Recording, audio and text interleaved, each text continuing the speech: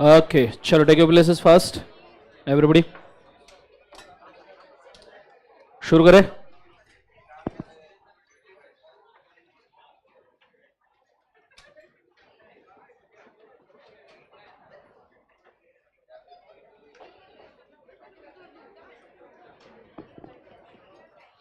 चलिए शुरू करें गाइस। बच्चों, अरे ओ ब्लू टिक नो रिप्लाई। मेरे साथ ऐसा मत करो, वो तुम्हारे एक्सपेक्स के साथ करते बैठो, मेरे को कोई लेन देन नहीं। अपने को इधर ब्लू टिक हुआ तो रिप्लाई चाहिए। क्या चाहिए? समझ में आया क्या? नहीं तो वही टिक में घुस के मारूंगा, याद रखना।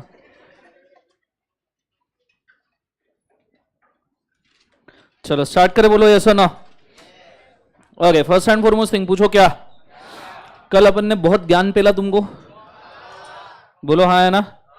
तो आज थोड़ा सा उसको रिवाइज कर लेते हैं। अदरवाइज पता चला कि सर इतना सारा तुमने कल पेल लिया जीवन में कि घर जाने के बाद तो ऐसा लगा कि आए है मैं सीए कर रहा है या लॉयर बन रहा है ना। चलिए, सो आर यू गाइस, क्या हुआ? ब्रेड चाहिए क्या? अच्छा, ब्राइटनेस चाहिए। उधर का लाइट बंद करना।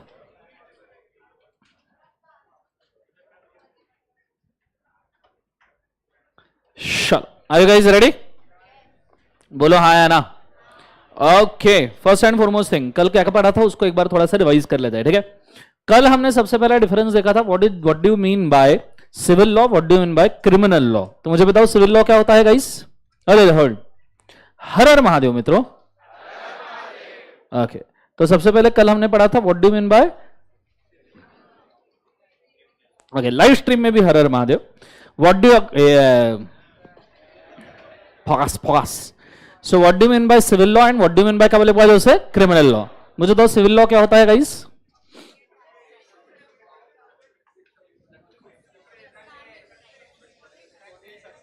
ना कल माथा फोड़ फोड़ के पढ़ाया, और आज क्या सिविल लॉ मतलब sir success. And what do mean by criminal law? Success plus lesson. अरे सिविल लॉ मतलब आपको आपका हक चाहिए, साथ में डैमेजेस चाहिए। एंड क्रिमिनल लॉ मतलब आप सामने वाले को पनिश करना चाहते हैं जेल या पेनल्टी के through. Is it very clear? बोलो हाँ या ना। सिविल और क्रिमिनल लॉ में तीन टाइप के लॉज होते हैं, एक सिविल एक क्रिमिनल एक कॉमन लॉज। समझ में आ रहा है सबको? बोलो यस और नो। कल हमने साथ में देखा था कैबिनेट भी और कैबिनेट मिनिस्टर्स भी। बोलो यस और नो। मुझे बताओ सेंट्रल गवर्नमेंट मतलब कितने ministries? How many ministries? 58। Departments कितने? 93। सबसे ऊपर कौन होता है? Prime minister. प्राइम मिनिस्टर के नीचे कैबिनेट, कैबिनेट के नीचे MoS and MoS IC. MoS is members of state, MoS IC is members of state with independent charge. मुझे बता मॉस आईसी कौन अपॉइंट करता है? Prime minister. क्यों अपॉइंट करता है? सो दैट स्पेसिफिक एरिया का रिपोर्टिंग वो दे पाए। Is it very clear guys? जोर से बोलो यस और नो। तो कल हमने इतनी चीजें देखी थी। आज माइट भी ऐसा हो सकता है कि बहुत सारी चीजें हम सिर्फ पढ़ेंगे या लिखेंगे, क्योंकि पिछले 4 लेक्चर से या 3 लेक्चर से हम कंसिस्टेंटली कंटेंट खेलते आ रहे हैं। पर आज हम ये करेंगे कि पिछले 3-4 लेक्चर से हमने जो भी पढ़ा है इंडियन रेगुलेटरी फ्रेमवर्क्स का, पर वो एग्जाम में लिखना कैसे है ये अभी तक हमको नहीं पता। तो today we will work on the last 3 days content and how to put it into exam form. मतलब उसमें से आंसर राइटिंग पॉइंट्स आज हम निकाल लेंगे, सो दैट हम इसको बड़े प्यार से लिख पाए एग्जाम के लिए। Are you understanding? जोर से बोलो यस और नो। तो आज मैं तुमको थोड़ा सा मॉड्यूल के सफरिंग से लेके जाता हूं, सफर से नहीं, सफरिंग से। क्यों? वापस blue tick no reply. Okay, क्यों पूछो क्यों? क्योंकि मॉड्यूल उन्होंने जिस कदर बनाए हैं, मैंने आपको कल एक्सप्लेन कर दिया कि आप इसको बिल्कुल भी पढ़ना एंजॉय नहीं करोगे, so it's anyways going to be a suffering. Are you understanding? जोर से बोलो एक बार यस और नो। तो हम एक एक चीज देखेंगे। देखो, सबसे पहले उन्होंने एक ट्री डायग्राम दिया है, उनको खुद को नहीं पता क्यों, ठीक है? फिर उसके बाद में कल हमने ये चीजें पढ़ ली जो जरूरी थी, उसमें से 1-2 पैराग्राफ जो एकदम भसके हुए थे। बोलो हाँ या ना। फेडरल वाले, और फिर हमने कल सिविल और क्रिमिनल लॉ के बारे में ज्ञान देखा। अब एक्चुअली मेन कंटेंट जो है वो सिविल और क्रिमिनल लॉ से शुरू होता है। इन पैराग्राफ से हम पढ़ना शुरू करेंगे, पर इसमें से एग्जाम पॉइंट ऑफ व्यू हमको लिखना क्या है, दैट इज आफ्टर मैथ। ये पढ़ने के बाद ही समझ में आएगा, ठीक है। तो चलिए शुरू करते हैं। क्रिमिनल लॉ वाला पहला सेंटेंस सब जन साथ में स्टार्ट करेंगे, रीड करना। रेडी, 1 2 3 बोलो। क्या है? Criminal law is a concern with the laws pertaining to violation of the rule of the law और public wrongs and punishment of them. Criminal law is governed under the Indian Penal Code 1860 and Code of Criminal Procedure 1973. The Indian Penal Code 1860 defines the crime, its nature and punishment, whereas Criminal Procedure Code defines the exhaustive procedure for executing the punishment of the crimes. Murder, rape, theft, fraud, cheating, assault are some examples of the criminal offense under the law. Are you understanding? So अब तुमको criminal law का meaning जब पता है तो तुम इसको समझ सकते हो। पढ़ते पढ़ते पीछे दिमाग में आ रहा था कि पेनलाइज करना है, जेल में डालना है, बोलो हाँ है ना। So this is what is required before reading this. Now civil law. Ready सब जन साथ साथ में, 1 2 3 बोलो। क्या है? Matters of a dispute between individual organisation are dealt with under civil law. Civil court enforce the violation of certain rights and obligations through institution of the civil suit. देखो rights और ऑब्लिगेशंस को अगर आप सिर्फ damage करोगे तो civil case बन रहा है, डैमेजेस वाला केस बन रहा है. समझ में आ रहा है? बोलो हाँ है ना. एवरीबॉडी यस और नो. लेकिन अगर आप किसी को पर्सनली डैमेज करोगे तो ऐसे सिचुएशन में कौन सा केस बन रहा है? क्रिमिनल. वही डिफरेंस उन्होंने बोला है. ऊपर उन्होंने क्या बोला है देखो, क्रिमिनल लॉ में सेंटेंस क्या था? क्रिमिनल लॉ में उन्होंने वर्ड यूज किया, ये कीवर्ड्स है. हाँ ये कीवर्ड्स है, मैं आपको इसको लिखवा दूंगा, don't worry. But keywords plays an very important role in the exam. जैसे public wrong and punishment for the same. Public wrong मतलब आपने पर्सनली किसी को हर्ट किया. इसको आप थोड़ा सा एक एंगल में ले सकते हो. कॉन्ट्रैक्ट एक्ट में हम पढ़ेंगे कोर्शन. बराबर है स्पेलिंग? SION होता है, CION होता है? हाँ CION. सो कोर्शन, ठीक है. जैसे कोरेशन आपको पता होगा, तो हम किसी को अगर फिजिकली डैमेज करते हैं या उसको थ्रेट भी देते हैं डैमेज का, दैट इज कॉल्ड एज कोरेशन. सो ऊपर उन्होंने पब्लिक रॉन्ग ये वर्ड यूज किया, मतलब पर्सनली आप किसी के साथ कुछ गलत कर रहे हो. Are you understanding what I am trying to say? और उसके लिए क्या बोला जा रहा है? बोले एक बार जो से पनिशमेंट. वही नीचे क्या बोला है? Violation of certain rights and obligation. देखो लैंग्वेज में कितना चेंज है. पब्लिक रॉन्ग से हमको समझ में आ रहा है कि किसी को आपने पर्सनली डैमेज किया है या पब्लिकली डैमेज किया है, और नीचे आपने किसी को डैमेज नहीं किया, उसके राइट्स और ऑब्लिगेशंस को ही आपने सिर्फ तोड़ा है. ब्लू टिक तीसरा नो रिप्लाई. अरे क्या चल कर रहा है? क्या इसके पहले किसका लेक्चर था? तो जीबी सर ने बहुत पेला क्या तुमको जीवन में, इसलिए तुम ऐसे निश्चित पड़े हो क्या? मुझको 5-6 लोगों की आत्मा तो बाहर ही मिली आने के पहले कि अरे बोले अंदर मत जाओ, 5-6 बॉडीज मिलेगी बोले आपको. क्या ये किसका भी लेक्चर हो मेरे पहले, अपने को रिप्लाई चाहिए. हाँ तो आपने नहीं तो मैं ब्रेकअप कर लूंगा, याद रखना. ठीक है. तो सो समझ में आ रहा है लैंग्वेज? बोलो हाँ या ना. सबसे पहला क्या है बोले एक बार जैसे पब्लिक रॉन्ग, और दूसरा वाला क्या है? Violation of rights and obligation. देखो पब्लिक रॉन्ग का मतलब है फिजिकली मेंटली हैरेसमेंट या डैमेज करना. ऑब्लिगेशंस और राइट्स का डैमेज का मतलब क्या होता है? फॉर एग्जांपल आप ऐसा समझ लो, तुम्हारा राइट है कि भाई साहब तुमको अगर कोई त्रास दे, या तुम्हारा राइट है इलेक्शन के अंदर वोट करना. अभी इलेक्शन आ रहे, बोलो हाँ है ना. समझो इलेक्शन के दिन किसी ने तुमको रोक के रखा एंड वोट ही नहीं करने दिया क्योंकि उसको पता चल गया तुम मोदी जी को वोट करने वाले हो. तो ऐसे सिचुएशन में क्या एक क्रिमिनल सिचुएशन बन सकता है? नहीं. दिस कैन बी कौन सा बोले एक बार? सिविल वाला case. Is it very clear मैं क्या कह रहा हूं? सो ये चीज को आपने याद रखना. नीचे द एक्ट से सब लोग पढ़ेंगे. द एक्ट से. रेडी 1 2 3 बोलो. क्या है? The act of the process and further classified into कौन sorry my mistake. The act of process and the administration of the civil law are governed by civil procedure code.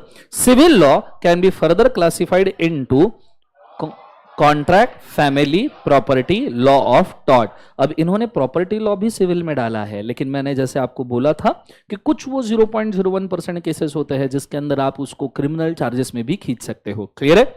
नीचे some examples of the civil offenses: breach of the contract, non delivery of the goods, non payment by the lender sellers, defamation, breach of the contract, दो दो बार लिखा है breach of contract.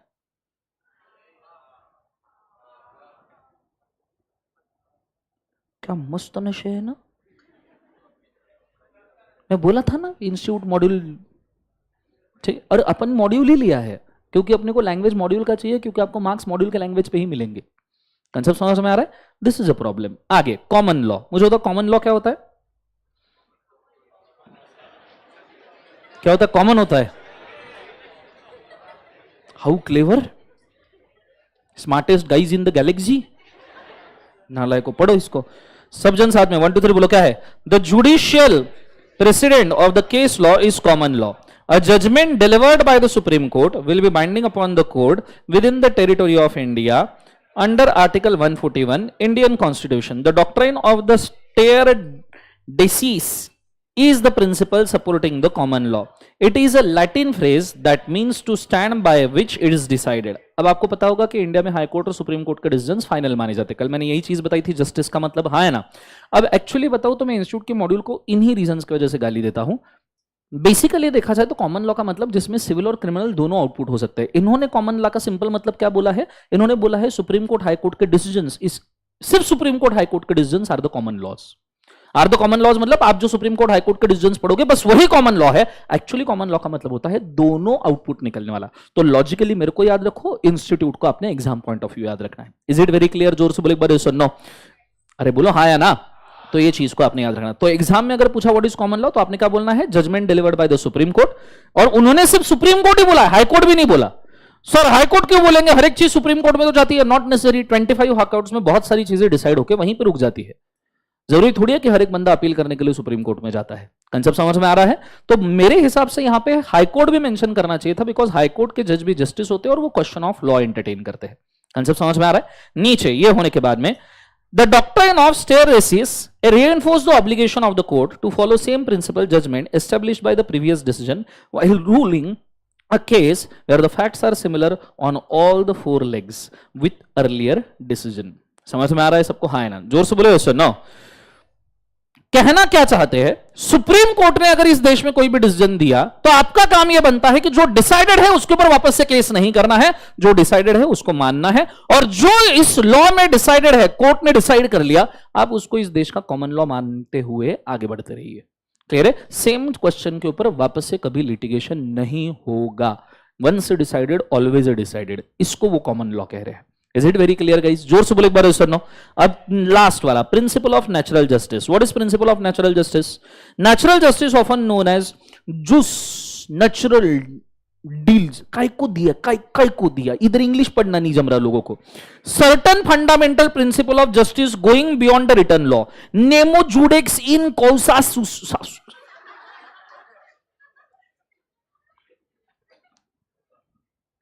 Literally means no one should be made a judge in his own case and its rule against the prejudice.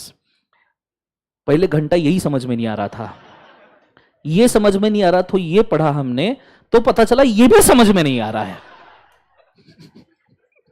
आगे समझेगा, don't worry. Audi, अब Audi काय को आई बीच में?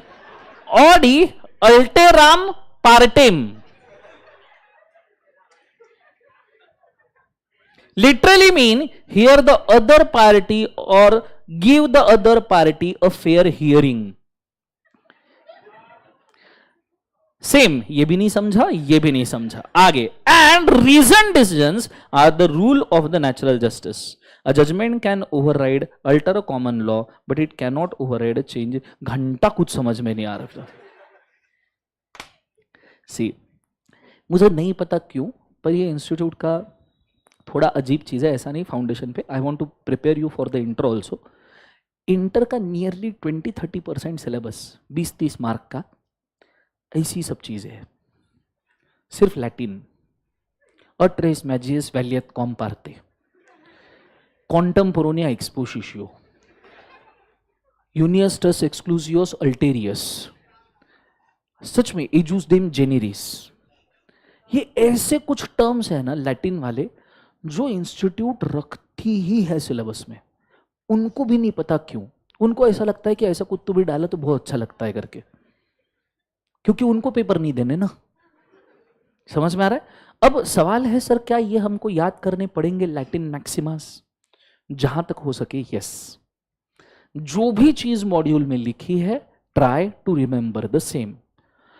अगर तुम्हारे लक अच्छे हैं तो वो आपको ये नहीं पूछेंगे कि इसको लैटिन में क्या बोलते हैं, उल्टा ही आपको पूछेंगे कि tell what is the meaning of nemo judex in causa sua, और तुमने बोलना इसका मतलब क्या है।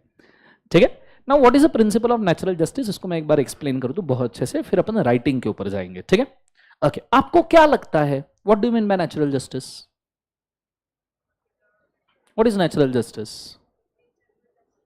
नेचर को जस्टिस देना?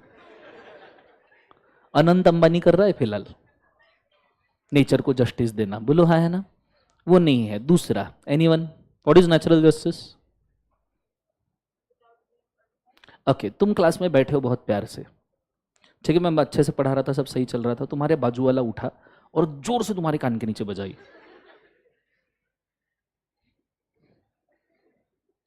ट्राई करो एक बार, ठीक है। सो जोर से तुम्हारे क्या बोले, एक बार कान के नीचे बजाई। इमीडिएटली तुम्हारे मन में क्या आया? इसको तो मारूंगा। This is natural justice. बिना किसी रीजन के अगर किसी ने आपको टॉर्चर किया तो आप क्या चाहते हो? बदले में बदला लेना। बदले में क्या लेना? बदला लेना। That is called as principle of natural justice. For example, अगर कोई दोस्त तुम्हारा एक दिन गाड़ी मांगने आता है, भाई सुन ना मेरे को गाड़ी चाहिए, घूमने जाने का है, अगर तुम उसको गाड़ी देते हो तो नेक्स्ट टाइम तुम ये भी एक्सपेक्ट करते हो कि तुमको जब गाड़ी लगे तो ऐसे सिचुएशन में तुम उसको मांगो और वो आपको हेल्प करे। बोलो हाँ है ना? That is called as principle of natural justice. कुछ चीजें ना लाइफ में मानी जाती है कि अगर तुम किसी से गाड़ी कभी उधार लो तो पेट्रोल की टंकी थोड़ी सी फुल करके दो, प्रिंसिपल ऑफ नेचुरल जस्टिस। नहीं हम तो खाली करके देते सर, पूरी पेट्रोल बचा वो भी निकाल के देते हैं। बोलो हाँ है ना? सब see what is again natural justice. तुम किसी का बर्थडे में जाते हो तो गिफ्ट लेके जाते हो कई बार। तुम शादी में, तुम्हारी बात ही नहीं कर रहा मैं नॉर्मल लोगों की बात कर रहा हूं, कॉमन पीपल, ठीक है। तो तुम किसी का बर्थडे में जाते हो तो तुम गिफ्ट लेके जाते हो, शादी में जाते हो तो बुके वगैरह लेके जाते हो। बोलो हाँ है ना? बोल ही क्यों रहा हूं मैं? नॉर्मल जो इस क्लास के बाहर लोग होते हैं ना, वो जब बर्थडे वड्डे में जाते हैं तो कुछ गिफ्ट लेके जाते हैं, शादी वादी में जाते हैं तो फुकट का खाना नहीं खाते हैं, वो गिफ्ट लेके जाते हैं। समझ में आ रहा है सबको? हाँ है ना? और जब वो ऐसा गिफ्ट वगैरह लेके जाते हैं, that is called principal of natural justice. मतलब ये कहीं लिखा नहीं है but you just follow it. Concept समझ में आ रहा है सबको? हाँ है ना? जोर से बोलो सर। नो, नॉर्मली आपने कई बार देखना, तुम कभी किसी मंदिर वगैरह में जाते हो और वहां पे प्रसाद वसाद खाते हो या महाप्रसाद खाते हो तो तुम कुछ ना कुछ दक्षिणा वहां पे देके आ जाते हो। अब इसको नहीं मत बोलना प्लीज, ठीक है? तो तुम वहां पे कुछ महाप्रसाद के लिए कुछ दक्षिणा वगैरह देके आते हो कि आगे जाके कोई बंदा आए तो वो कुछ ना कुछ खाना वहां पे मंदिर में खा पाए। This is called as principle of natural justice, ठीक है? This is very normal rule. अब यहां पे क्या बोला है? यहां बोला है कि किसी भी पर्सन को खुद के केस में नेचुरल जस्टिस देने के लिए जज बनने की जरूरत नहीं है कि वही अपेक्स है। What is principle of natural justice? कि सब लोगों को समान अधिकार देते हुए खुद के राइट्स को इंप्लीमेंट करना, ठीक है? For example, let's take an example, तो आपको समझ में आएगा थोड़ा सा अच्छे से। रोड से आप जा रहे थे आपकी गाड़ी लेते हुए, रास्ते चलते चलते आपने गाड़ी किसी दूसरे गाड़ी को ठोक दी, ठीक है? आपने कई बार रोड रेजेस देखे होंगे, एकदम से लोग भड़क जाते हैं, गाड़ी ठुक गई, ये क्या हो गया, ये वो एक्सेट्रा। नॉर्मली जिसका गलती है वो सामने वाले को कंपेंसेट करता है। बोलो हाँ है ना? पर आपने देखना कि ये पूरा कंपेंसेशन देने के पहले दोनों के बीच में वार्तालाप होता है, थोड़ा सा अच्छे वर्ड्स का, थोड़ा सा बुरे वर्ड्स का। बोलो हाँ है ना? मतलब दोनों पार्टीज को बोलने का मौका मिलता है, खुद का पक्ष रखने का मौका मिलता है। खुद का पक्ष रखना, दोनों पार्टीज को बोलने का मौका मिलना और फिर डिसाइड करना कि कौन सही है कौन गलत है, that is called as principle of natural justice. तो इन्होंने यही बोला है कि खुद के केस में खुद जज ना बनो, दूसरे को भी बोलने का मौका दो। दूसरा जो है ना, audi alteram partem, that means to hear the other party. आप खुद का डिसीजन मेकिंग करके मत निकल जाओ, गाड़ी ठोकी तेरी ही गलती है ये बोल के बात नहीं बनेगा। आपको क्या करना पड़ेगा? सामने वाले को बोलने का मौका देना पड़ेगा, दोनों की चीजें सुनी जाएगी और फिर उसके बाद में आपका जस्टिस निकल पाएगा। सो दो चीजें प्रिंसिपल ऑफ नेचुरल जस्टिस में याद रखनी है कि खुद ने जज बनने का नहीं, दूसरी बात दोनों पार्टीज को प्रेजेंट होने का मौका मिलना चाहिए और तभी जाके जस्टिस निकल सकता है। आपने देखा होगा कई बार कोर्ट रूम का सीन, इवन मर्डर के केस में भी अगर किसी को कॉन्विक्ट किया जाता है ना तो जज एंड में पूछता है कि भाई तेरे को कुछ बोलना है क्या तेरे पक्ष में? अरे बोलो ना हाँ या ना। तो ऐसे सिचुएशन में that is itself natural justice. जज भी नेचुरल जस्टिस प्रोवोक कर रहा है कि भाई तू भी बोल अगर तेरे को कुछ बोलना है तो। सबको समझ में आ रहा है मैं क्या कह रहा हूं? जोर से बोले एक बार ऐसा नो। तो अब ये चारों के ऊपर हम थोड़ा सा राइट अप लिख लेंगे जो इंस्टीट्यूट से मेल खाता है और हमको याद रहे, ठीक है? तो नीचे हेडिंग डालिएगा सब लोग, types of laws in Indian legislative system, types of laws in Indian legal system. ये मेन हेडिंग रहेगा, सेंटर ऑफ द पेज पे लिखना, types of laws in Indian legal system.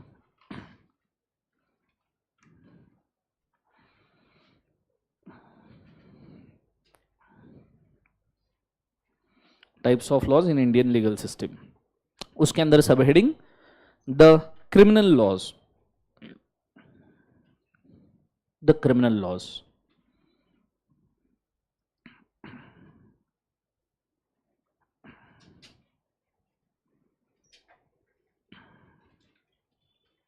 Okay मैं कुछ कीवर्ड्स भी बोलूंगा, लिखवा देने के बाद उनको मार्क करके रखना, ये कीवर्ड्स तुम्हारे आंसर में दिखने चाहिए, ठीक है? एक बात समझना, मुझे एक सिंपल सवाल का जवाब दो, थोड़ा सा तुम्हारा मैं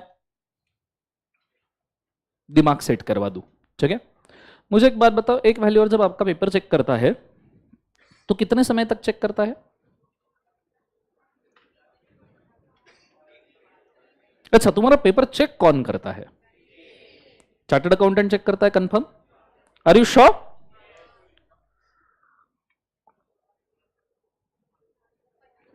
पक्का श्योर हो सब लोग कि सीए चेक करेगा करके? क्या वो इतना गरीब है? करे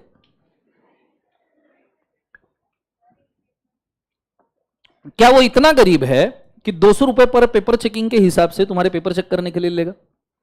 क्या उसको जिंदगी से प्यार नहीं है खुद के? अरे बोलो, तुम्हारे आंसर पढ़ने के बाद मौत ना आ जाए उसको? मुझे बताओ, क्या वो इतना गरीब है कि उसको पेपर चेक करने की इच्छा है? एक बात आपने याद रखना, तुम्हारे पेपर कंफर्म सीए चेक करता है, दैट इज फॉर श्योर, पर कौन सा सीए ये भी बहुत मायने रखता है। अच्छा, of course member of ICI, CA member of ICI ही होता है, ये कैसी बात है? कौन सा सीए तुम्हारे पेपर चेक करता है, दैट इज वेरी इंपॉर्टेंट। पहली बात तो तुम्हारे पेपर वो सीए चेक करता है जिसको पैसे की जरूरत है। मतलब ऐसे बंदे जो नॉर्मली पास होते से ही जॉब नहीं कर रहे हैं, खुद का प्रैक्टिस सेट करने की कोशिश कर रहे हैं, क्योंकि उन्हीं को पैसे की जरूरत है। प्रैक्टिस तो within a year set नहीं होती ना। एक प्रैक्टिस सेट करने के लिए you have to run for 1000 days at least. 3 साल तक के जब तक आप काम नहीं करते तब तक तुम्हारी प्रैक्टिस सेट नहीं हो सकती। तो fresher chartered accountants normally who have not set up their practice and not involved in the job, वो छोटी मोटी कमाई के लिए नॉर्मली पेपर चेकिंग का काम हाथ में लेते हैं। क्योंकि नॉर्मली तुम्हारे पेपर के लिए जो रेट डिसाइडेड है, मैंने सुने हैं, it is nearly 150 to 200 rupees per paper. हाँ, और एक दिन में अगर किसी सीए को अगर कमाना है, एक दिन में किसी सीए को अगर कमाना है अच्छा खासा पैसा, जो फ्रेशर है, अगर वो दिन का 10-20 हजार रुपए भी कमाए तो can I consider it is a good income for that day? Month की नहीं बोल रहा, दिन का 10,000 मतलब महीने का 3 लाख हो गया। बोलो हाँ है ना? सो दिन का 10-20 हजार भी उसको मिल जाए तो he will be happy. Now 200 या 150 रुपीज पर डे के हिसाब से, पर पेपर के हिसाब से अगर वो पेपर चेक कर रहा है तो दिन का ही विल ट्राई कि वो दिन का कम से कम 10-15 हजार 20 हजार रुपए कमाए। बोलो हाँ है ना? तो कहना है इससे कि एक सीए जो अभी अभी सीए बना है, जिसका प्रैक्टिस सेट नहीं हो रहा है, वो दिन का 100 पेपर चेक करेगा मिनिमम। बोलो हाँ है ना? तब जाके वो 15 से 20 हजार रुपए कमाएगा। दिन का 100 पेपर चेक करेगा, चलो 4-5 घंटे चेक करेगा, 4-5 घंटे, 5-6 घंटे मैक्सिमम, क्योंकि इतने तो इंटरेस्टिंग तुम्हारे पेपर नहीं है ना। चलो 6 घंटे मैक्सिमम उसने चेक किया तो 300 मिनट्स हुए। कितने मिनट्स हुए सब जन बोलो? 300 minutes. 300 minutes divided by 100 papers, 3 minutes per paper. Are you understanding? थोड़ा सा और शॉक कर दूं तुमको, थोड़ा और shock. 3 minutes divided by 15 questions, 3 minutes divided by 15 to 20 questions. 100 mark का पेपर है ना, 5 मार्क का भी एक पूछा, चलो 20 क्वेश्चन पर पेपर। कितने सेकंड आ रहे हैं बेटा पर क्वेश्चन कितने सेकंड आ रहे? 3 मिनट्स पर पेपर, तो पर क्वेश्चन कितने सेकंड्स? 20 से 25 सेकंड, 12 से 20, चलो 10 से 20 सेकंड मैक्सिमम। जोर से बोलो हाँ या ना। मतलब कोई भी वैल्यूअर जब तुम्हारा पेपर चेक कर रहा है तो इतने ही देर तक के वो पेपर चेक करेगा जितनी देर में मेरा डायलॉग खत्म होगा। बोलो हाँ या ना। तो उसने तुम्हारा क्वेश्चन देखा, देखने से लेके खत्म करने तक के 15 सेकंड में उसका टिक आ जाना चाहिए। तो 3 मिनट में एक पेपर होगा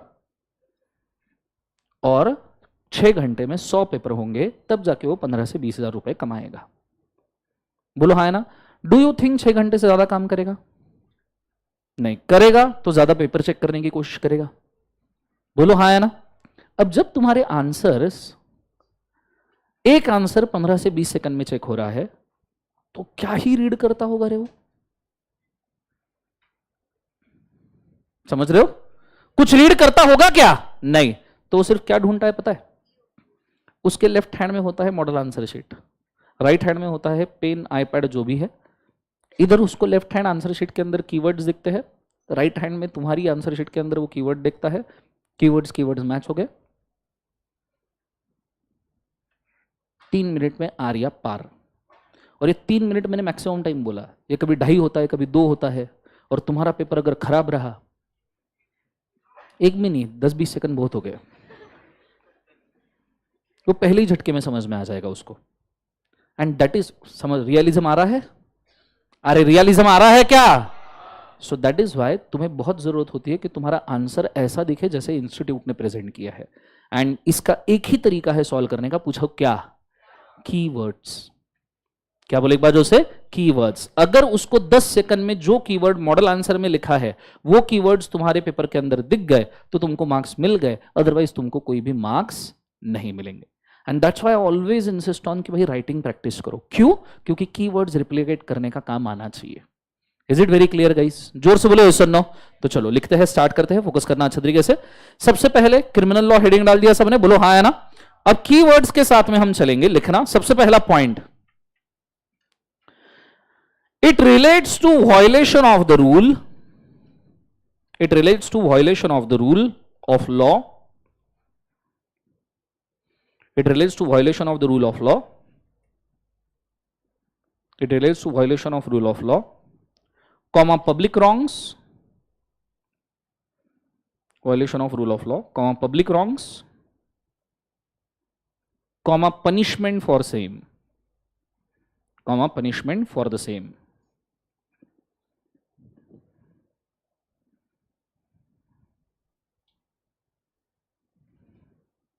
Point number 2, this category is governed by, this category is governed by,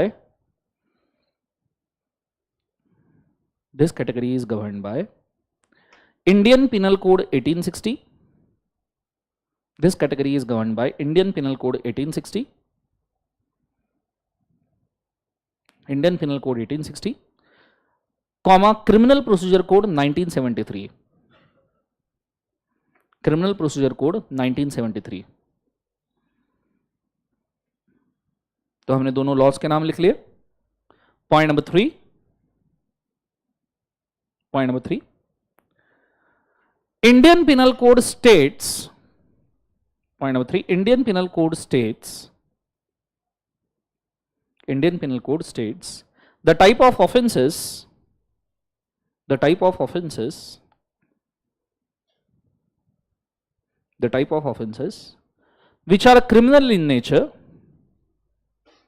type of offenses which are criminal in nature,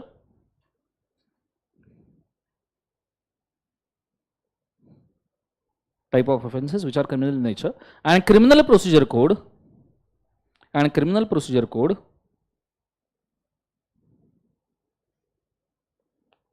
states procedures, and criminal procedure code states procedures for punishment of such crimes. Criminal procedure code states procedures for punishment of such crimes.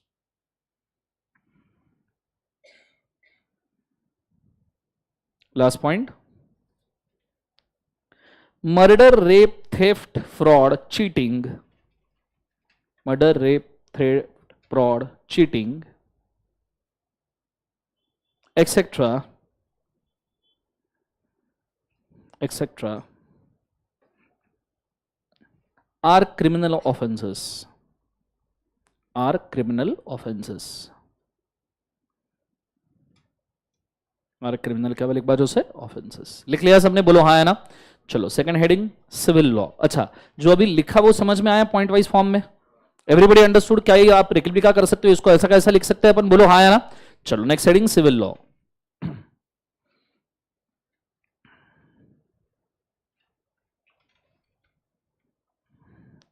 Point number 1, the matters of disputes, the matters of disputes, the matters of disputes between individuals or organizations, the matters of disputes between individuals or organizations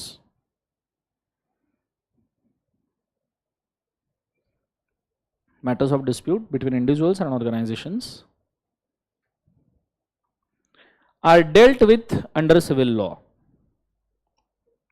Individuals or organizations are dealt with under civil law.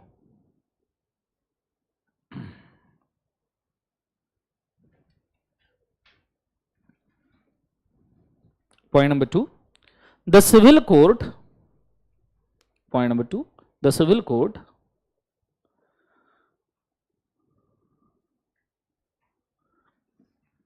enforces violation of certain rights and obligations. The civil code enforces violation of certain rights and obligations.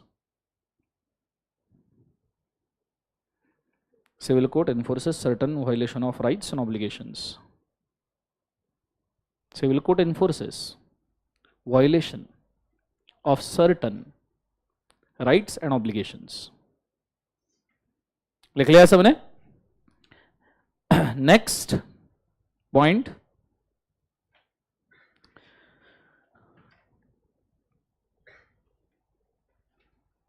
the process and administration of civil law, the process and administration of civil law, process and administration of civil law is governed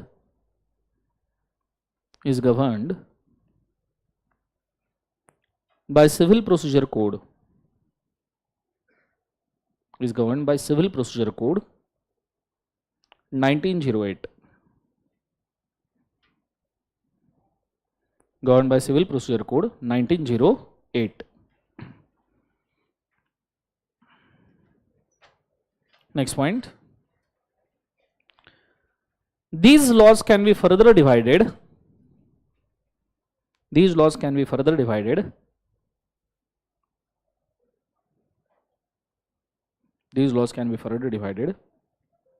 into contract laws, further divided into contract laws, comma family laws, further divided into contract laws, comma family laws, comma property laws,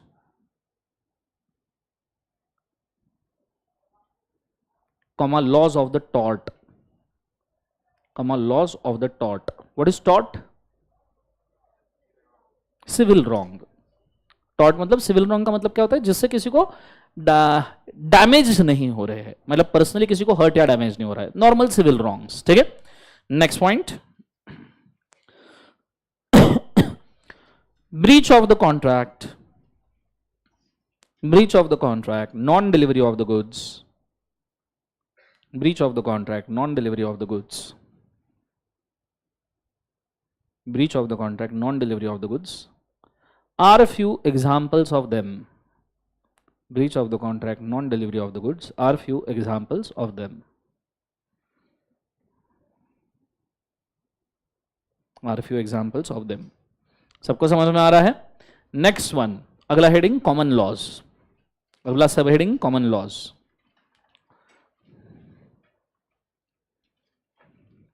अगला सब heading common laws. क्या होता है common laws? Common laws मैंने जो बोला वो नहीं, इंस्टीट्यूट के हिसाब से क्या होता है अभी जो बोला मैंने. सुप्रीम कोर्ट के डिसीजंस आर कॉल्ड एज, क्या बोले एक बार, कॉमन लॉज। सिंपली इनका कॉमन लॉज का डेफिनेशन क्या है, पब्लिक ने जो कॉमनली डिसीजन एक्सेप्ट किया है वो कॉमन लॉ है। एक बार सब जन बोलो, the decision accepted by public commonly is normally a common law. ये इनका कहना है कि सुप्रीम कोर्ट ने डिसीजन दिया, सबने एक्सेप्ट कर लिया, तो it is a common law. Are you understanding what I am trying to say? जोर से बोलो सर नो। तो ये चीज को आपने बहुत अच्छे से याद रखना है कि इट इज कॉल्ड एज कौन सा, कॉमन लॉ। वैसे मैं ये सोच रहा हूं तुमको एक चीज बोलूं, पर सोच रहा हूं बोलूं कि नहीं बोलूं। झेल लोगे? नॉर्मली मैं इसको इंटर के बाद फाइनल पे पेला करता था। ऐसे नहीं यार, कुछ तो भी डिसाइड कर लो, आदमी को कंफ्यूज रख रहे हो तुम। Please tell me whether it's working और इट्स नॉट वर्किंग। ठीक है, if you tell me it's not working any more तो मैं आगे बढ़ जाऊंगा। ओके, सुनना है बोलो हाँ या ना। ओके,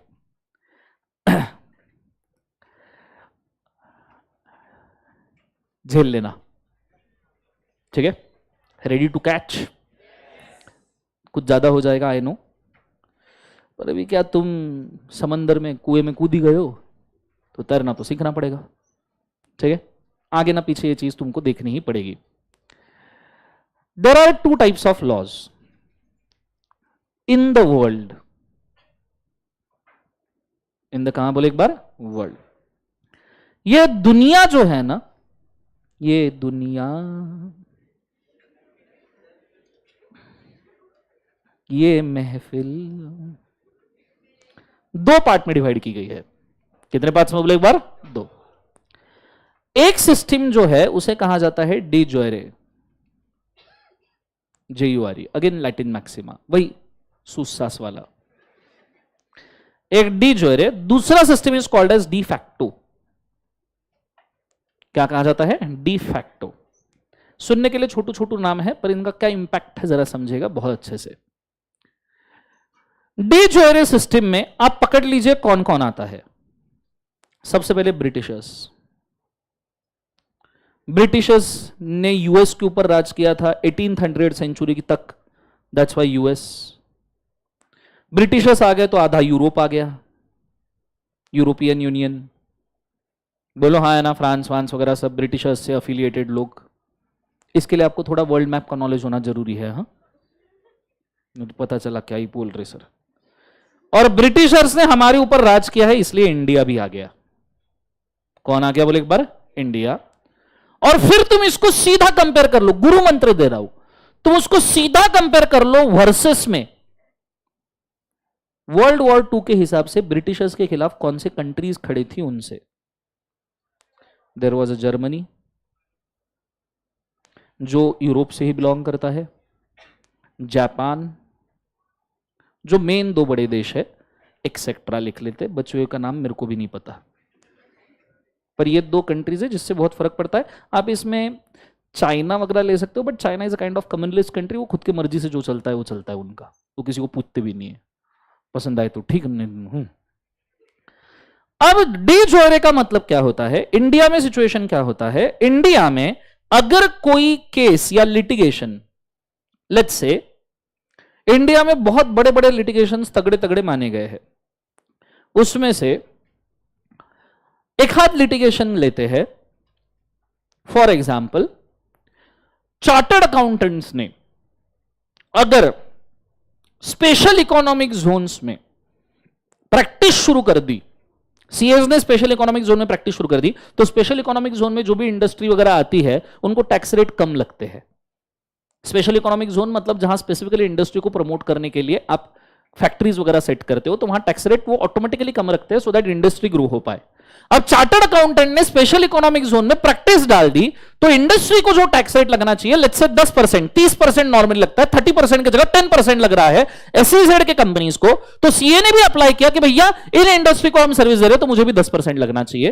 तो एक सवाल आया कि CA if practising in SEZ, इसको 30% के जगह पे 10% टैक्स रेट लगना चाहिए, ये क्वेश्चन आया। और ये क्वेश्चन का हियरिंग चला गया as a CA interest litigation, मतलब पब्लिक इंटरेस्ट लिटिगेशन, पीआईएल, क्योंकि इंडिया में जो 2.5-3 लाख चार्टर्ड अकाउंटेंट प्रैक्टिस कर रहे हैं, उनके इंटरेस्ट में लिटिगेशन चला गया सुप्रीम कोर्ट में। कहां चला गया, सुप्रीम कोर्ट। और सुप्रीम कोर्ट ने बोल दिया okay, from here onwards 10% tax rate will be applicable for the CA firms who are practising in SEZ. जो एसईजेड के कंपनीज को सर्विसेज दे रही है एक्सक्लूसिवली, उनको 30% टैक्स रेट नहीं लगेगा, 10% ही टैक्स रेट लगेगा, तो उनका अच्छा खासा सेविंग हो जाएगा। ये सुप्रीम कोर्ट ने हां बोल दिया। ये सुप्रीम कोर्ट ने क्या बोल दिया? हां। अब ये जो डिसीजन है ना सुप्रीम कोर्ट का, ये वाला, ये 10% टू एसईजेड वाली सीए फर्म्स, ये युगो युगो तक, जन्मों जन्मों तक, युगो युगो जन्मों जन्मों तक ऐसा ही चलता जाएगा। सब कुछ भी युगो युगो तक, जन्मों जन्मों तक थोड़ी चलता है, चलता है ना। चिन्नैया वर्सेस रामैया। आधे कॉन्ट्रैक्ट के केसेस तुम जिंदगी में जो पढ़ोगे, जैसे चिन्नैया वर्सेस रामैया, भी एक आएगा केस आगे, आधे कॉन्ट्रैक्ट के जो तुम केसेस पढ़ोगे ना, 2-3 नाम बोलता हूं। Pharmaceutical society of great Britain versus Boots case chemist limited, 1700-1800 century वाला केस है, जो 200-250 साल बाद भी हमको पढ़ना पड़ने वाला है। तो चल ही रहा है ना भाई, युगो युगो तक, जन्मों जन्मों तक। जिनके ऊपर केस था वो भी निपट के, उनकी पुश्ते निपट के खानदान खत्म हो गए, हम स्टिल केस पढ़ रहे हैं। अरे बोलो हाँ या ना? So this is called as de jure system. This is called as कौन सा सिस्टम? डी ज्वेरे। कि सुप्रीम कोर्ट के जज ने एक बार जो बोल दिया वो फाइनल है, इस चीज के ऊपर वापस से कभी कोई लिटिगेशन नहीं होगा। वापस कभी जिंदगी में कोई नहीं आएगा ये पूछने के लिए कि price tag invitation to offer है कि नहीं है। बोल दिया ना price tag invitation to offer है, बात खत्म। पर फिर लग नहीं रहा तो प्रॉब्लम।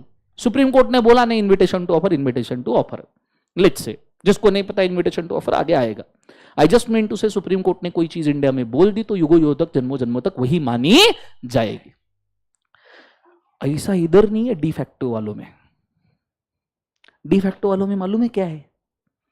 उनके यहां पे आज अगर 2023 में सुप्रीम कोर्ट ने किसी सेम क्वेश्चन के ऊपर, समझो the chartered accountants of Japan, अब उनके यहाँ सीए होते हैं कि मेरे को मालूम नहीं जीवन में, पर let's say chartered accountants of Japan ने केस कर दिया कि वो भी एसईजेड के अंदर फर्म खोल रहे, उनको 10% टैक्स रेट चाहिए। उनके सुप्रीम कोर्ट ने भी बोल दिया हाँ yes 10% tax rate to chartered accountants of Japan.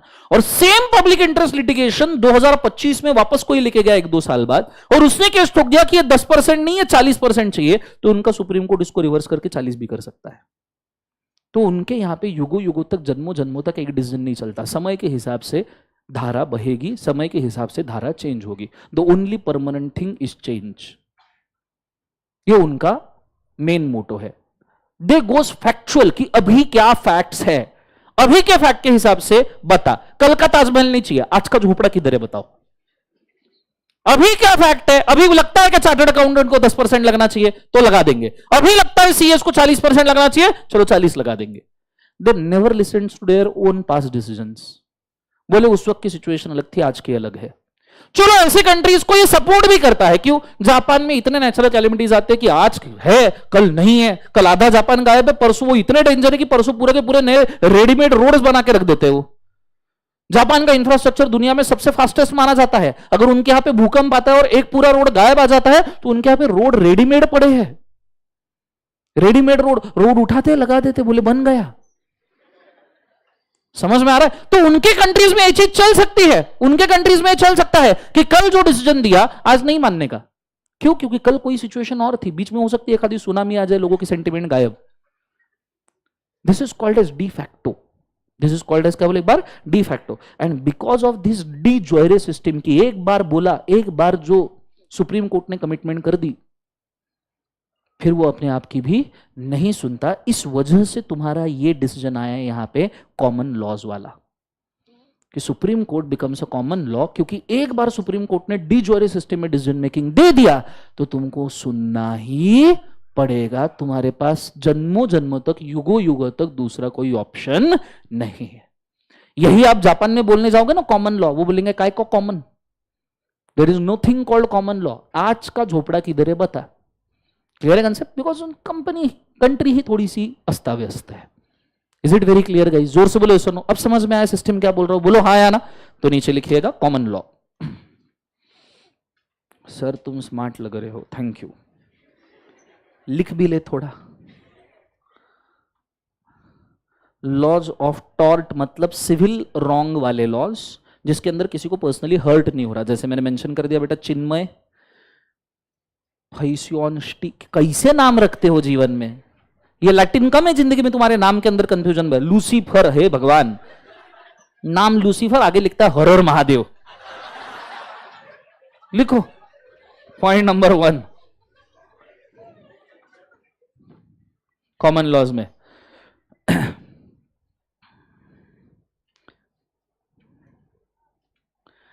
The judicial precedent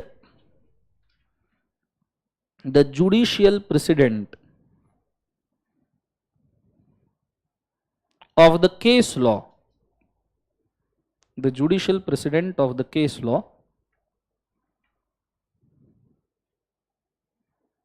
is a common law. Judicial precedent of the case law is a common law. What is judicial precedent?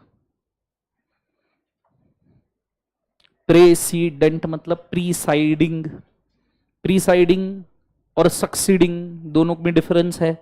Presiding मतलब जो पहले आया, तो अभी जो तुम्हारा लिटिगेशन है इसके ऊपर ऑलरेडी कोई हियरिंग हो चुका है, प्रीवियसली कोई हियरिंग हो चुका है, प्रेसिडेंटली कोई हियरिंग हो चुका है, तो उसे कॉमन लॉ कहा जाएगा। जिस केस में तुम फंसे हो उसके ऊपर ऑलरेडी कोई डिसीजन मेकिंग हो चुका है तो उसे कॉमन लॉ कहा जाएगा। सिंपली वो बोल रहे हैं past decisions of the supreme court are common laws. तो ये जो टेक्निकल टर्म है judicial precedent of the existing case, मतलब अभी जो केस है उसके ऊपर पीछे अगर कोई डिसीजन मेकिंग हुआ है, that is a common law. Are you understanding what I am trying to say? जोर से बोलो यस और no. Point number 2, a judgments delivered by the Supreme Court the judgments delivered by the Supreme Court, judgments delivered by the Supreme Court will be binding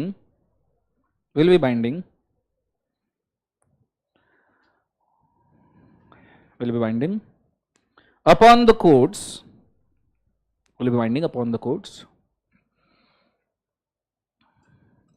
and the people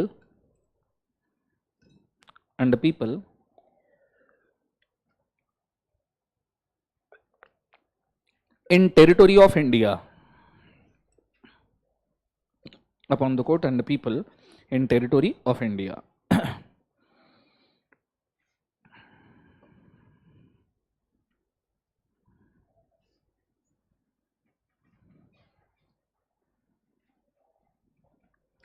next point, अब ये लिखना पड़ेगा, मेरी इसमें कोई गलती नहीं है। द डॉक्ट्राइन ऑफ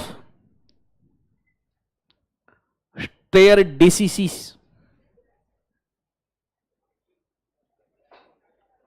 स्पेलिंग, मेरे को स्पेलिंग पूछ रहे हो तुमको शर्म नहीं आती? ये लो spelling, stare decisis, diseases. The doctrine of stare decisis means to stand by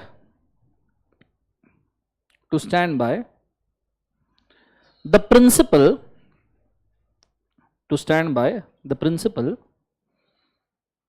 which is already decided,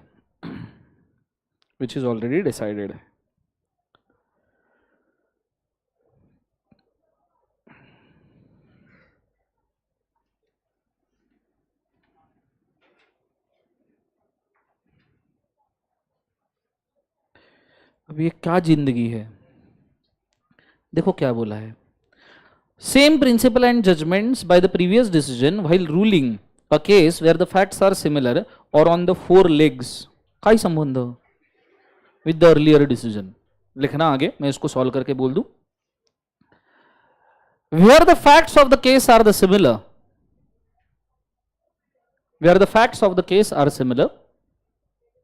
next point, where facts of this case are similar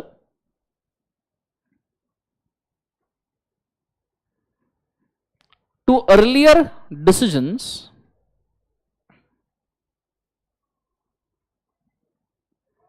facts of the case are similar to earlier decisions, then earlier decisions will always prevail,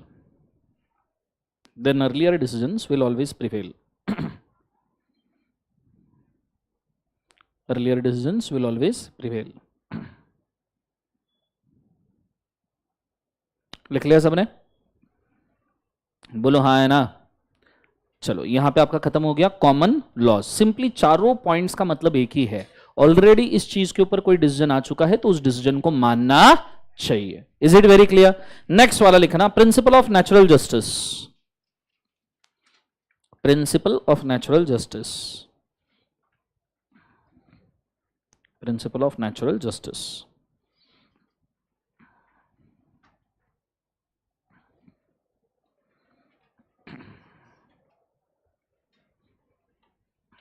Point number 1, it deals with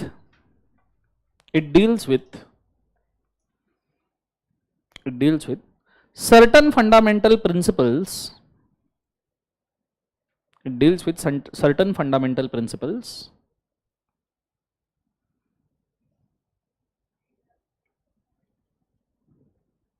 going beyond written law. Going beyond written law.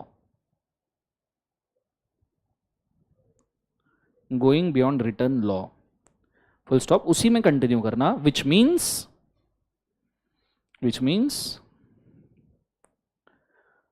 where law does not exist, which means where law does not exist,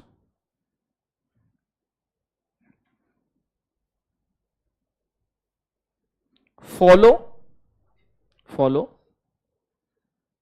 the natural justice, follow the natural justice as a rational man, as a rational man.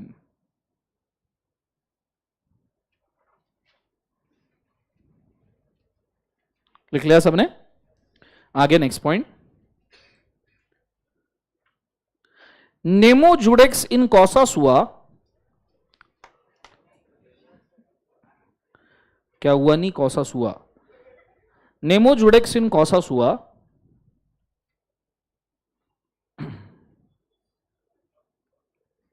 Nemo judex in कॉसा Sua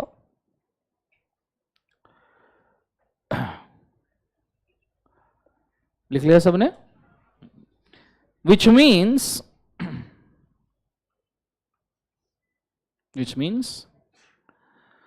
the person should not be judged for his own benefits. The person should not be judged for his own benefits, which means person should not be judged for his own benefits in his own case. Person should not be judged for his own benefits in his own case.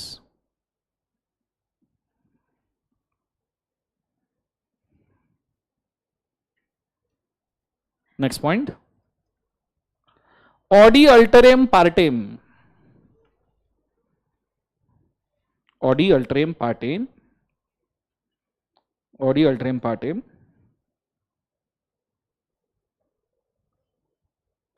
Which means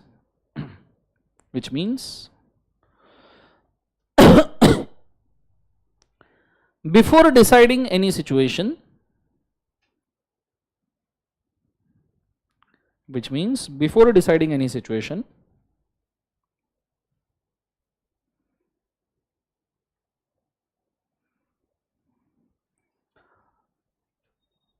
both the parties should be given an opportunity.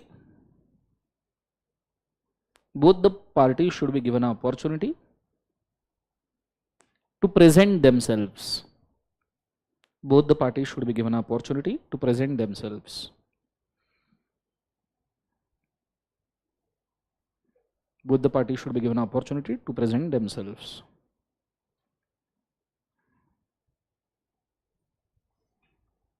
Last point. Simply this principle means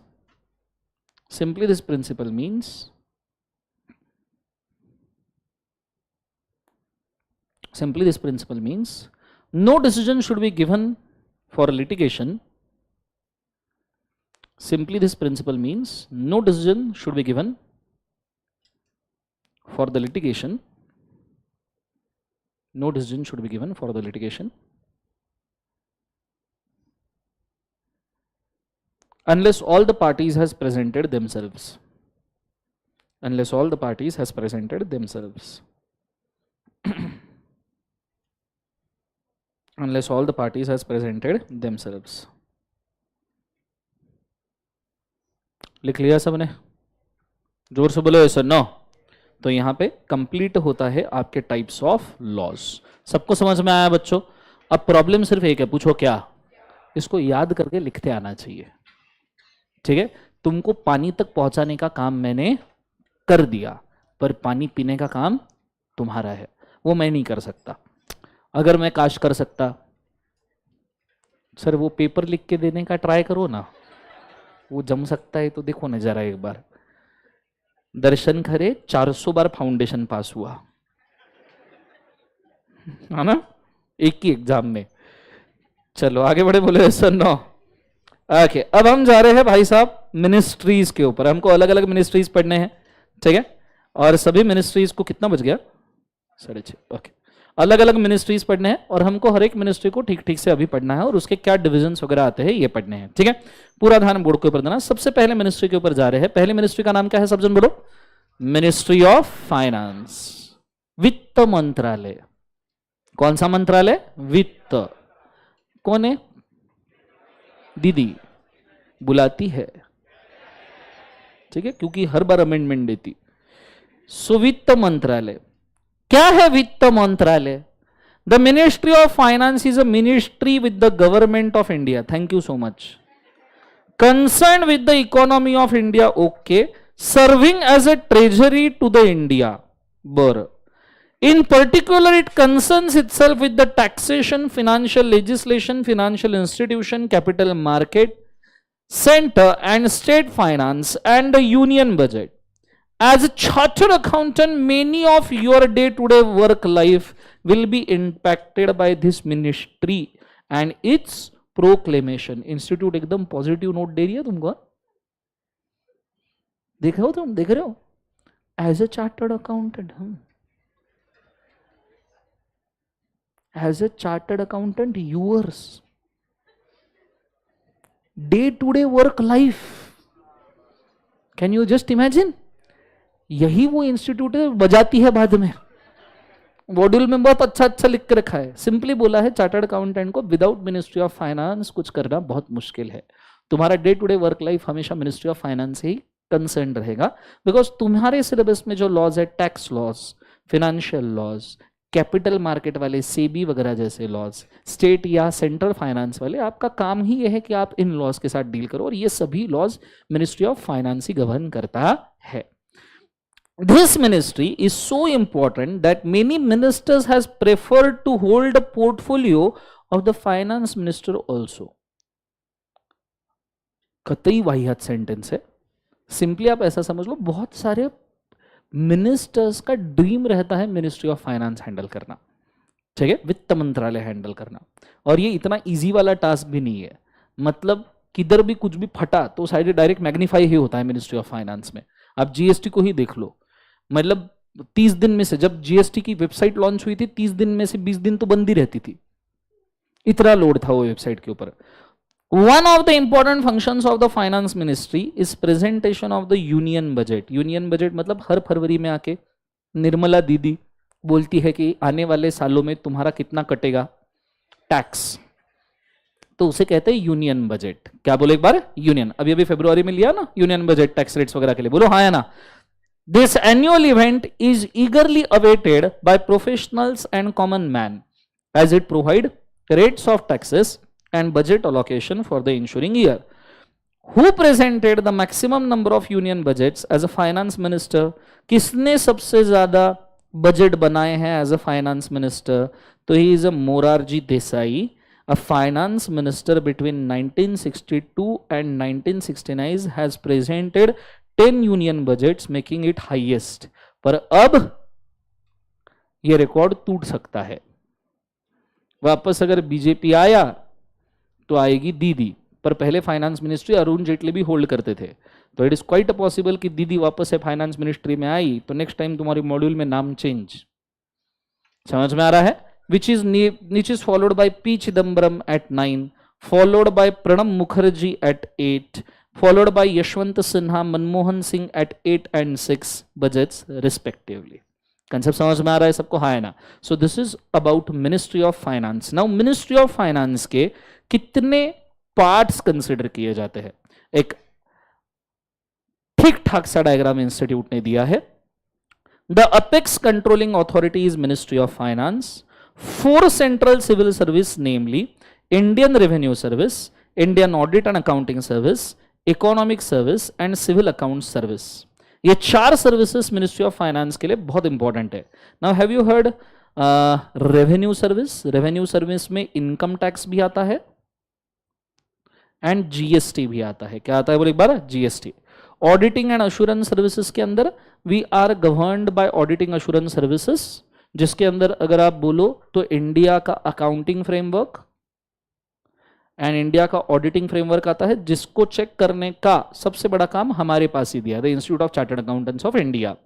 ठीक है, साथ में CS and CMA institutes भी इसके अंदर contribution देती है legal compliances के लिए एंड कॉस्ट ऑडिट्स के लिए।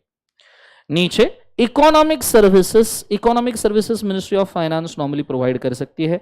जैसे इकोनॉमिक सर्विसेज कि भाई साहब जितनी स्कीम्स, रोजगार योजनाएं वगैरह चलाती है government of India, Pandit Jawaharlal Nehru रोजगार योजना सुना होगा, मैक्सिमम गांधी फैमिली के ऊपर जितनी योजनाएं चल रही है रोजगार वाली, that is given from there. Civil account services मतलब अकाउंट कीपिंग सर्विसेज, जो नॉर्मली हर मिनिस्ट्री को करना पड़ता है। नीचे also apex controlling authority of one of the central commerce services, namely Indian cost and management accounting services. उन्होंने cost and management accounting services का नाम दिया है। Regarding CMA institutes are involve in many costing standards. हालांकि it's not just that, CA institute, CS institute भी होता है, पर डोंट नो इंस्टीट्यूट को क्या हो गया है। तो आगे मिनिस्ट्री ऑफ कॉर्पोरेट अफेयर्स। अच्छा, मिनिस्ट्री ऑफ फाइनेंस समझ में आ रहा है सबको? जोर से बोलो सुनो, लिख लेते हैं इसको, हेडिंग डालिएगा ministry of finance.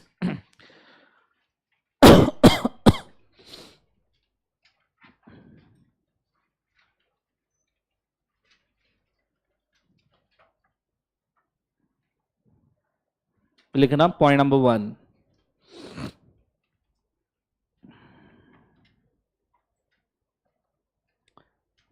this ministry is concerned with economy of India. This ministry is concerned with economy of India and treasury of India. This ministry is concerned with economy of India and treasury of India.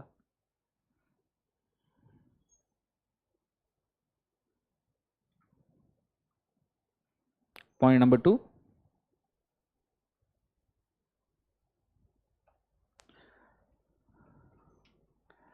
specifically it deals with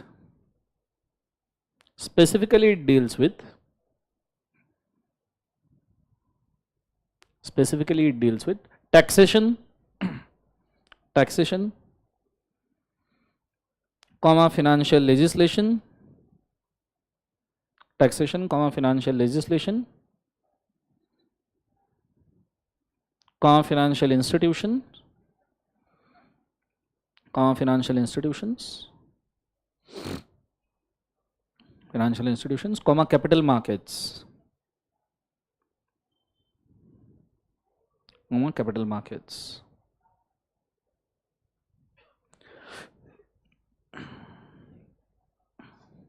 Next point. Person holding the ministry is called as finance minister. Person holding the ministry called as finance minister.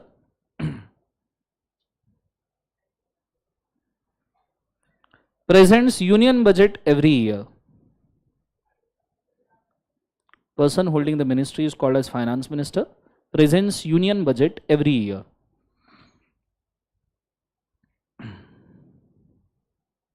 Presents union budget every year. Next point. This budget deals with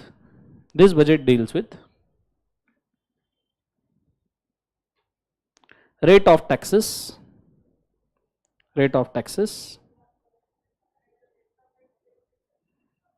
for Indian public, rate of taxes for Indian public, and budget allocation.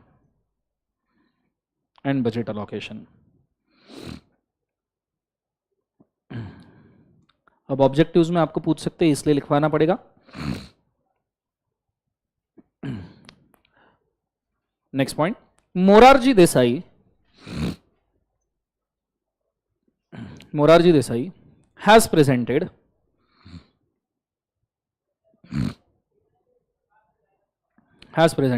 highest number of budgets till date. Highest number of budgets till date.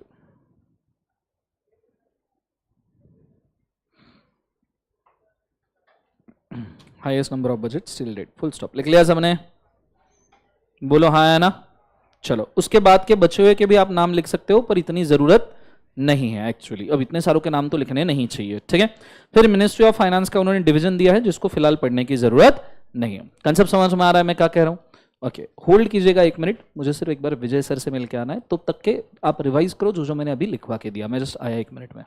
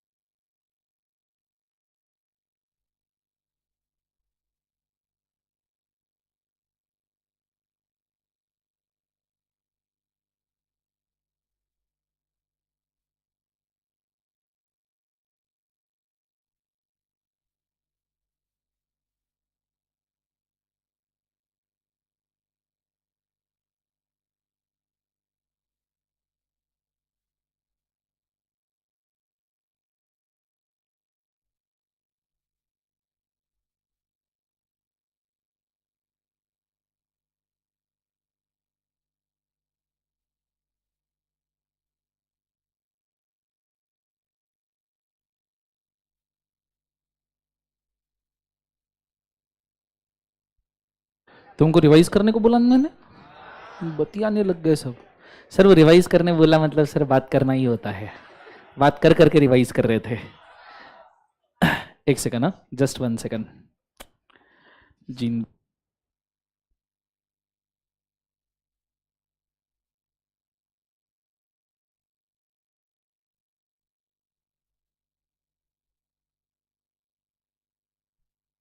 Okay, समझ में आया सबको? ये सुनो, यहां पे हमने कौन सा मिनिस्ट्री देख लिया बोले एक बार जो से, ministry of finance. Ministry of finance के बाद हम जा रहे हैं दूसरे मिनिस्ट्री के ऊपर जो अगेन दीदी के पास ही है, मिनिस्ट्री ऑफ कॉर्पोरेट अफेयर।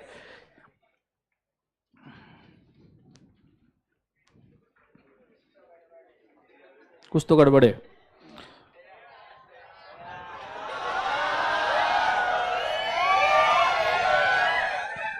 एक second,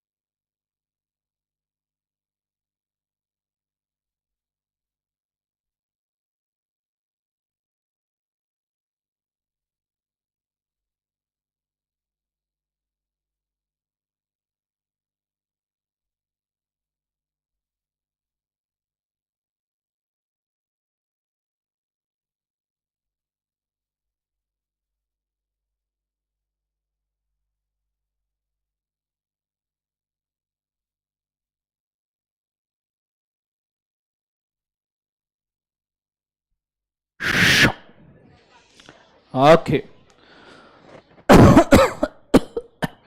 okay, are you guys ready? So अभी हम देख रहे हैं ministry of corporate affairs. Again किसके पास है बोले एक बार? दीदी के पास। पहली बात तो मिनिस्ट्री ऑफ कॉर्पोरेट अफेयर्स के लिए मैंने आपको बोला था कि 4 लोग कॉर्पोरेट में गिने जाते हैं। कितने लोग बोले एक बार? 4। सबसे पहले मैंने बताया था ना तुमको, ये अपन ने उंगलियों पे गिने थे, याद है? कंपनी, एलएलपी, कॉर्पोरेशन, इंस्टीट्यूशन, इनके रिगार्डिंग जितने भी लॉज है वो कौन गवर्न करता है? Ministry of corporate affairs. ठीक है, सो देखना, it is Indian government ministry. अच्छा, मेरे को लग रहा है युगांडा का पढ़ रहे हैं अपन जीवन में।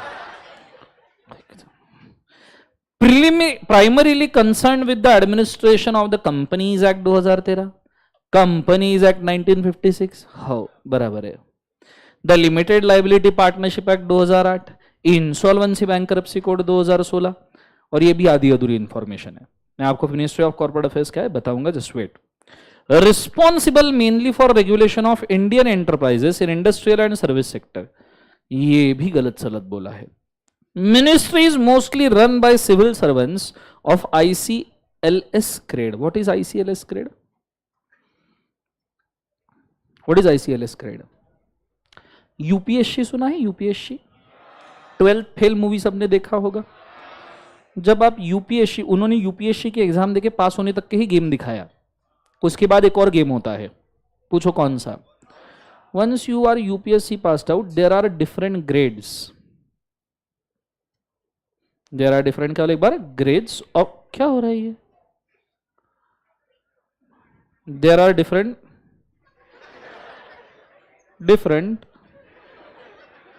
डॉटेड, अरे हाँ, straight line. So there are different, क्या बोले बाजू से? ग्रेड्स। पूछो क्या? There are grade A services, there are grade B services, there are grade C services, and grade D नहीं बोला जाता, रेसिडुअल सर्विसेज करके बोला जाता है। According to UPSC rankings, grade A services सबसे टॉप क्लास माने जाते हैं, जिसके अंदर बहुत खास सर्विसेज आती है, जैसे कि IFS Indian foreign services, IAS Indian administrative services, IRS Indian revenue services, and ICLS Indian corporate law services. So once you pass UPSC, तो आपको ये चांस मिलता है कि आपने डिसाइड करना है कि कौन से डिपार्टमेंट के लिए, अच्छा एक और रह गया, IPS इंडियन पुलिस सर्विसेज, तो आपने डिसाइड करना है कि इसमें से कौन से सर्विस सिचुएशन में आपने जाना है। दीज 5 मेन सर्विसेज, एक हाथ और भी होगी इसमें, मेरा जितना संक्रमित ज्ञान है, संग्रहित जो भी संग्रहित ज्ञान है, उसके अंदर मेरे को 5 ही पता है ग्रेड ए के। तो ICLS is a Indian company law service which is a grade a service. मतलब उन्होंने बोला है मिनिस्ट्री ऑफ कॉर्पोरेट अफेयर्स में सिर्फ वही ऑफिसर्स बैठते हैं जिन्होंने यूपीएससी पास करके ICLS मतलब ग्रेड ए सर्विस को, इंडियन कंपनी लॉ सर्विसेज को चूज किया है। कंसेप्ट समझ में आ रहा है सबको? हाँ है ना? जोर से बोले सर नो, ये चीज को याद रखना। Sir what is grade B, grade C? तो ग्रेड बी के अंदर सर्विसेज जो आती है, दोज आर नॉर्मली फॉरेस्ट वगैरह से regarding, those are normally supplementary या सेकेंडरी एडमिनिस्ट्रेटिव टास्क वगैरह से रिगार्डिंग। ग्रेड सी में कौन सी सर्विसेज आती है? म्यूनिसिपलिटी या तो फिर विलेज एडमिनिस्ट्रेटिव सर्विसेज, ये वाले आते हैं। हालांकि म्यूनिसिपलिटी स्टेट सर्विस आता है, ठीक है। ग्रेड डी, उसके तो मेरे को नाम भी नहीं पता। क्लियर है कंसेप्ट? तो इतने सर्विसेज, मेन अपने काम का है ICLS, that is Indian company law services वाले लोग MCA में बैठते हैं। These officers are elected through the civil services examination conducted by Union Public Service Commission UPSC. The highest post, Director General of the Corporate Affairs DGCOA, is fixed by the apex scale of the ICLS. जो ICLS normally topper होते हैं और Indian company law services join करते हैं, उसमें से ही कुछ लोग director general of corporate affair बनते हैं। अब इन्होंने हाईएस्ट पोस्ट बोला है, actually it's not a highest post, the highest post is chairman, जो खुद निर्मला सीतारामन है। चेयरमैन के नीचे आता है director general of the company law services. Is it very clear? जोर से बोले एक बार, ऐसा नो। अब ये इन्होंने बोला है, उसके नीचे, अब ये सिर्फ बोला है, पर ये बोला हुआ सिर्फ क्या देखना, ठीक है? मतलब मिनिस्ट्री ऑफ कॉर्पोरेट अफेयर्स तुमने सुना, तो ये चीज ऐसी नहीं है जो सिर्फ तुम सुनो, it is something that you should watch, ठीक है। So whenever you go to Google, it's very simple, mca.gov.in, ऐसा क्लिक किया तो इधर एमसीए का वेबसाइट खुल जाता है, मिनिस्ट्री ऑफ कॉर्पोरेट अफेयर्स का, ठीक है। ऊपर लिखा हुआ दिख रहा है आपको मिनिस्ट्री ऑफ कॉर्पोरेट अफेयर्स, बोलो हाँ या ना, दिस इज, बोलो यस और नो। और ये देखो उसके नीचे इन्होंने हेड्स दे के रखे हैं, और फिर स्वच्छ भारत अभियान, ठीक है, और फिर मन की बात, फलना ढकना, मेन जो ब्रॉडर ये आजादी का महोत्सव, प्रोपोगंडास के सभी चीजें आती है, मन की बात आ गया, ये सब चीजें दी है। इसके अंदर अगर आप जाओगे तो ये कितने लॉज को गवर्न करता है, मैंने बोला ना कि इन्होंने गलत बोला है कि कितने लॉज को गवर्न करता है, आई विल शो यू कि ये कितने लॉज को गवर्न करता है। See this is act and rules, when you go into the act and rules you will understand कि कितने लॉज को ministry of corporate affairs govern करता है।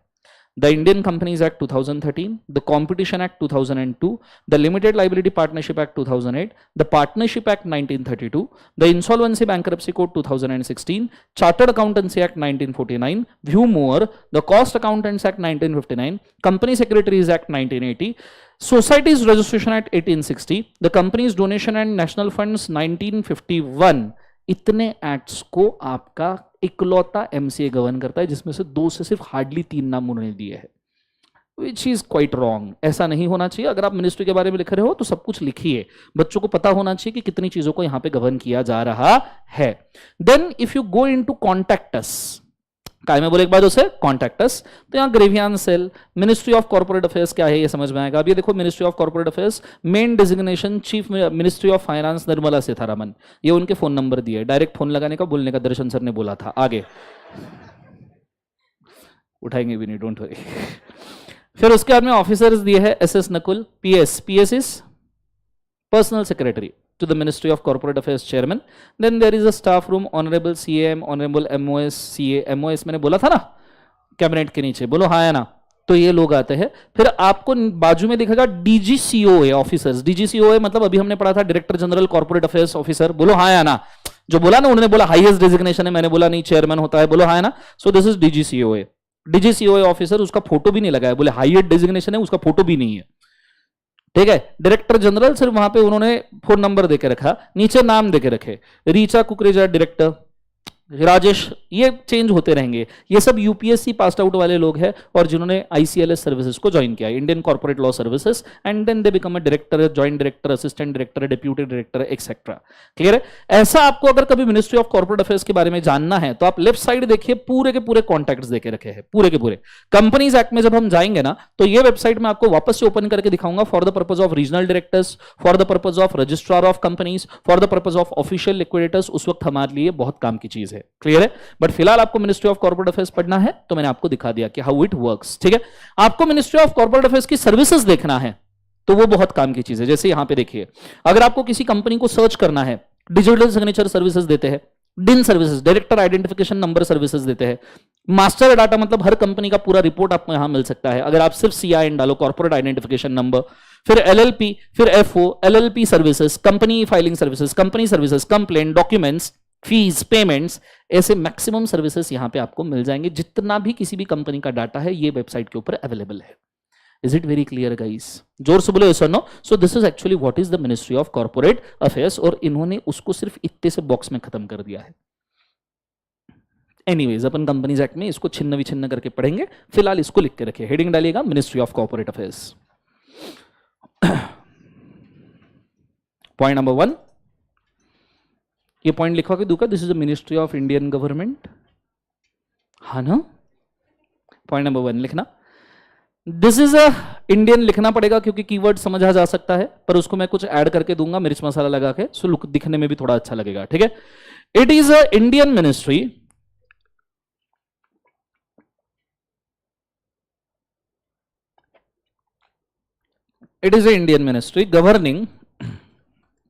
governing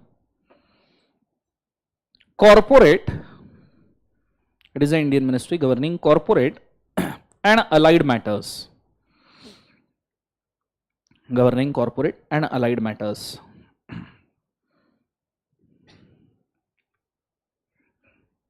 Point number 2, corporates and allied matters. Point number 2. The main laws governed by this ministry,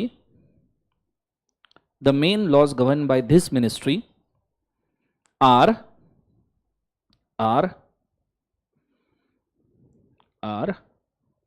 point number 1 Companies Act 1956.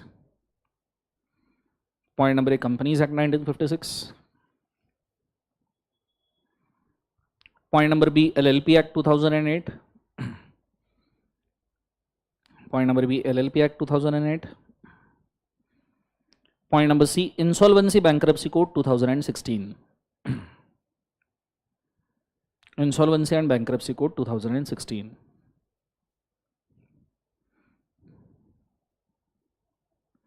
Insolvency Bankruptcy Code 2016. Next point. The ministry is run by the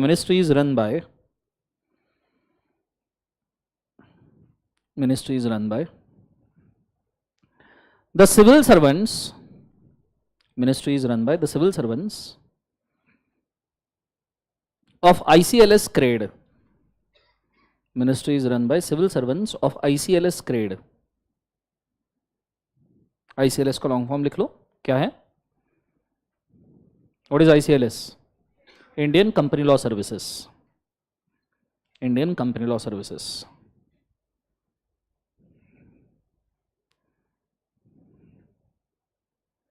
आगे continue करना. They must have passed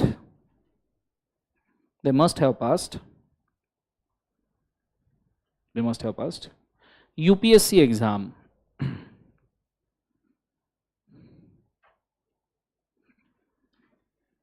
UPSC exam. Next point. The highest post of this ministry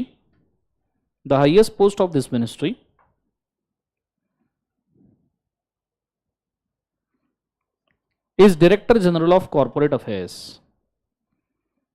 Is Director General of Corporate Affairs.